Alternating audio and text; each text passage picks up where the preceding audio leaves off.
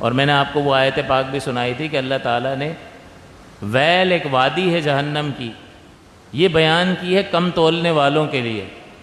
آیت سنائی تھی آپ کو ویل للمطففین، کہ خرابی ہے کم تولنے والوں کے لیے، کہ جب وہ اپنے لیے لیتے ہیں تو پورا پورا وزن لیتے ہیں، وَإِذَا كَالُوهُمْ أَوْ وَزَنُوهُمْ يُخْسِرُونَ، اور جب وہ خود کیل کرتے ہیں، ناپتے ہیں یا وزن کرتے ہیں، یخسرون، تو کم کرتے ہیں۔ تو یہاں بظاہر جو ہے یہ ویل کا جو وعدہ اللہ نے فرمایا ہے، یہ جو وعید سنائی ہے کہ خرابی ہے ان لوگوں کے لیے جو کم تولتے ہیں، تو بظاہر کم تولنے والوں سے خطاب ہو رہا ہے، لیکن اگر اس کی گہرائی میں جا کر دیکھو تو اپنے لیے پسند کرتا ہے مجھے پورا پورا ملے، اور جب دوسرے کو تول یا ناپ کر دے رہا ہوتا ہے تو کمی کر رہا ہوتا ہے۔ تو یہ کیا ہے جو اپنے لیے پسند کر رہا ہے دوسرے کے لیے پسند نہیں کر رہا؟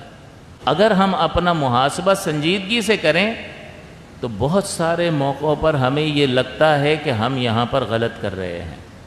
تو کیا ہم اس چیز کو بدلنے کے لیے تیار ہیں؟ اس چیز میں خود کو، ہر ایک کو اللہ کی بارگاہ میں اپنا جواب دینا ہے۔ یہ چھوڑ دو یار وہ بھی تو کر رہا ہے، سبھی کر رہے ہیں تو ہم نے کر لیا تو کیا ہوا؟ نہیں، آپ اپنی فکر کرو۔ آپ کاروبار کرنے کے لیے آتے ہو تو آپ اپنی دکان کی فکر کرتے ہو یا دوسرے کی فکر کر رہے ہوتے ہو؟ اپنی فکر کر رہے ہوتے ہو۔ گاہک آتا ہے تو آپ زیادہ سے زیادہ حاصل کرنے کی کوشش کرتے ہو، اپنی بقا کی جنگ لڑتے ہو۔ گاہک اپنی بقا کی جنگ لڑ رہا ہوتا ہے، نہیں بھائی اتنے نہیں اتنے لگا لو، کم کرو کچھ، ایسا ہی ہے۔ اور جہاں کسی نے بھروسہ کیا تو دوسرا فائدہ اٹھا لیتا ہے یا نہیں؟ تو ہر ایک کو اپنی جنگ لڑنی ہوتی ہے۔ تو جب دنیاوی فائدے کے لیے انسان اتنا چوکنا ہے تو آخرت کے معاملے میں وہ اتنا بے پرواہ کیوں ہے؟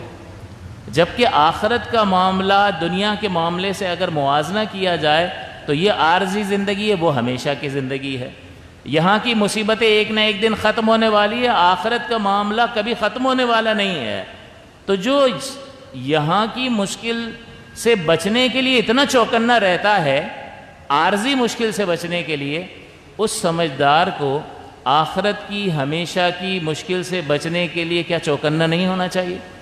عقل اس بات کا تقاضا نہیں کرتی ہے؟ یہ سمجھداری کا تقاضا ہے یا نہیں ہے؟ لیکن اس میں بھولا بن جاتا ہے اللہ غفور الرحیم ہے۔ تو بھئی اللہ خالی آخرت میں تو غفور الرحیم نہیں ہے نا، دنیا میں بھی غفور الرحیم ہے۔ اور میں کئی بار آپ کی خدمت میں یہ ذکر کر چکا ہوں کہ اگر آپ کو اللہ کے غفور الرحیم ہونے کا اتنا یقین ہے تو پھر دکانوں پہ مت جاؤ نا، گھر پر بیٹھ جاؤ۔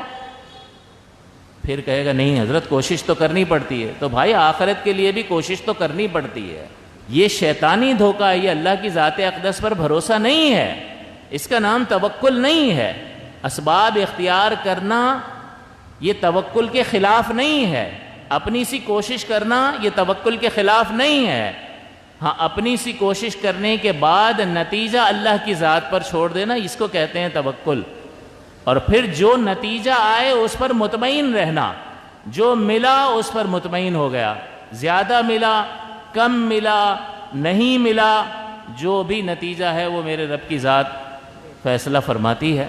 اس کو کہتے ہیں توکل کہ ٹھیک ہے اس نے دیا ہے نا، اللہ دے حوالے، اس کو کہتے ہیں توکل، بھروسہ کرنا، سپرد کر دینا۔ تو یہ اسباب کے منافی نہیں ہے، لہٰذا ہمیں سنجیدگی سے سوچنا چاہیے۔ یہ